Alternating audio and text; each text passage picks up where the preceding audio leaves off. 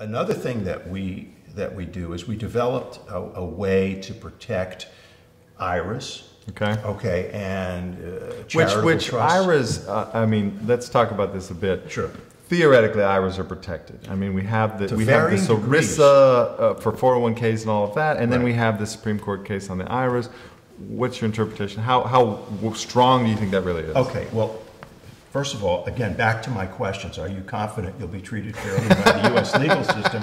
That involves the court upholding the exemptions that are theoretically available to you, and they don't always get upheld. Yeah. And every state has different, and under the state laws, they have differing varying degrees of protection afforded for IRAs. For example, in California, it's whatever you need to live reasonably. In Florida, it's 100% protected if you believe you'll be treated fairly by the court. Right. So in order to make the protection rock solid, the IRA can form as, and you need a special custodian in order to do this. Right.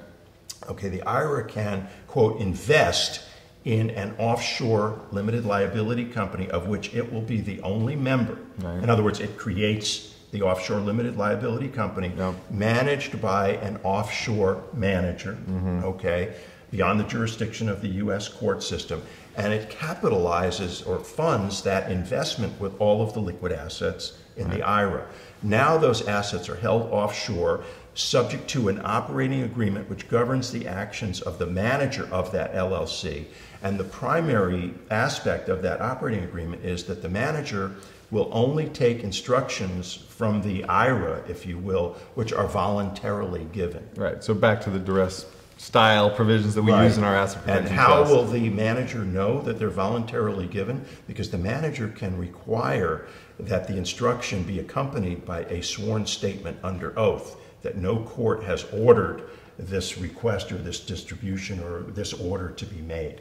And a court still can't order you to lie under oath in this country, because that would be a violation of the Fifth Amendment of our Constitution. This is a little catch-22 that we built into this arrangement. Yeah, very clever. Well, this is one of the things I love about practicing in this area is that we're really working in the paradox. I mean, we're really creating one thing within a structure that is designed to meet this requirement and yet achieve this goal, which seems paradoxical. Right. So brilliant, brilliant. I really love it. Yeah, we like that plan, and we've used that same structure. A client had created a charitable remainder trust and was being sued personally and was concerned that somehow that charitable remainder trust would be attacked. So we used that same strategy to protect the assets of the charitable remainder trust. Yeah.